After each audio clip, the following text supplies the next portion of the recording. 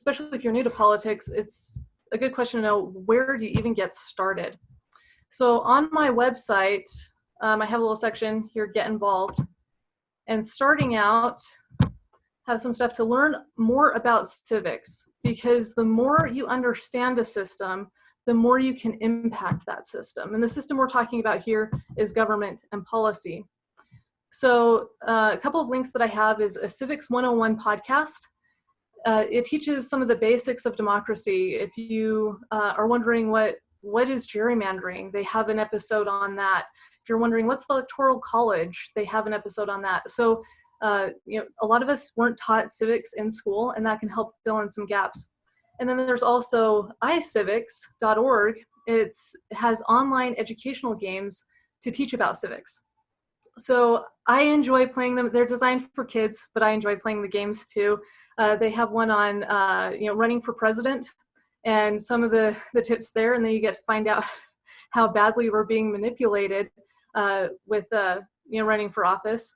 In one of the games, you say what the issues are important to you, and then you poll different places, and in that place, you see what issues are important to this group of people. That tailors the speech that you do.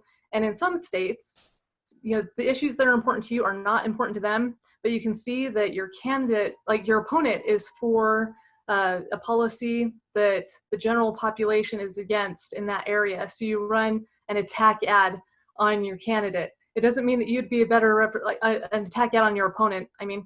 So it doesn't matter if you'd be a better representative or not. It could be your opponent might be even better. You're just running an attack ad. So it's interesting. They have another game about learning about the courts and directing people to the correct court. So a lot of fun games that you can play either with yourself or with your family. Another thing that you can do that's important is to expand your network, because no one makes changes on their own. We give Lincoln credit for the Emancipation Proclamation, and a lot of people are like, oh, Lincoln is the one who eliminated slavery in the United States. He's part of the puzzle that eliminated slavery. There were thousands of people working behind the scenes to make it happen. If it weren't for those people behind the scenes, Abraham Lincoln would not be able to move the needle at all. So, actionutah.org. Action Utah is great about teaching how to get involved with local politics. If you're interested in becoming a delegate with a political party, they have help with that. If you're interested in writing a letter to the editor or an op-ed, they have education on that, or how to contact your representative. And it's totally nonpartisan, really great organization. Better Angels, they actually changed their name to Braver Angels. They're an organization to help unite the red and blue sides, because right now we're so polarized that we can't really make progress on very many issues. League of Women Voters, they've done the chapter here in Utah County, an older chapter. They did a lot to improve the air quality when Geneva Steel was around. Mormon Women for Ethical Government, and that's not for only Mormons. Other, if you can join even if you're not Mormon, but they, encourage and advocate for ethical government. Represent Us and Stand Up Republic both do similar things. So they talk about key reforms. A lot of the reforms the United Utah Party is also interested in, because both of these organizations understand how big money has corrupted our political system, and the power that the lobbyists have so our representatives are representing big corporations, special interest groups, rather than the interests of the people. So they both educate about that and steps that you can do there.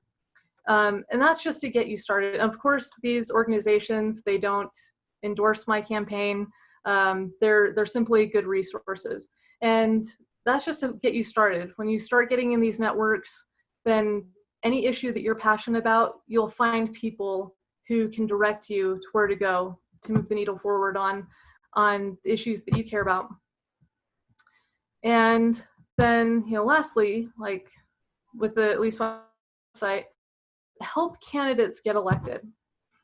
And why is that important? Well, if we're going to move the needle forward on, how to enact anti-racist policies, we have to have people in office who care about that issue. And, helping candidates helps, at the very least, it helps raise awareness about issues. And then if you get someone elected, they can be sponsoring bills and different things to move that needle forward. So you can help. It doesn't take a lot of time.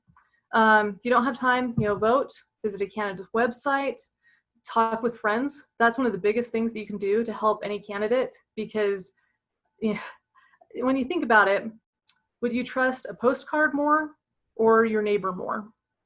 And it depends on the neighbor, but chances are you'll trust your neighbor a whole lot more than any postcard or any literature that a candidate can send out. So you have a lot more power than you think you do. Following on social media, sharing posts, putting up yard signs, donating money. If you have a few hours, go door to door. In a pandemic, that may or may not be happening. Events, they're going to be virtual, so you may not be passing things out. Making phone calls. And if you're close friends to a candidate with a young family, there are other considerations too. You can cook meals for them, offer to babysit, play dates, cleaning the house, because being a candidate takes a lot of time, and some of those important tasks can go by the wayside with a young family. And then, of course, that I mentioned before, is you can contact your representatives. And I've heard a lot of people say, like, well, I've contacted my representative, but my representative is part of the problem. They're opposed to whatever it is I'm presenting. In a case like that, look for other candidates, look for other representatives in the legislature or in Congress who've already passed bills that are similar along the lines of what you're hoping to accomplish. Contacting them, they can help get the ball rolling, and they may need your help as well. They may need you to write op-eds or letters to the editor to help move the idea forward. They may need you to present in front of a committee. So there's a lot involved there. And then also talking with all of your friends and getting the word out, encouraging them to talk to their representatives. Because if only one person is talking about something, may or may not get traction. If hundreds of people are talking about it, or thousands of people are talking about it and contacting their representatives, it's much more likely to move forward. I was at a Real Women Run event, and there was a lobbyist presenting. A lot of times we view lobbyists as the really bad guys. And he said that nothing scares a lobbyist more than a group of organized citizens, because a group of organized citizens can have more clout than the lobbyist does. So before we finish anything off, hopefully I've given you a few ideas of what you can do. So I'd like to stop and think for a minute of just what's one action that you could take to move things forward that would help eliminate racism in Utah. And it doesn't have to be big, something simple, something that you can do in the next 24 hours. So I'll give you 10 seconds to think about that. And if you can, write it down. Studies have shown that if you write something down, it's 40% more likely to happen. So again, just be thinking, what's one action you can take? And I just want to actually interject as you're letting people think about it. This is one of the things that you can do. The fact that there are several people here, and any of you who are listening later to this recording, this is one thing that you can do. Just start where you are. I just want to put that out there as this is part of it. This is part of the solution. Yeah,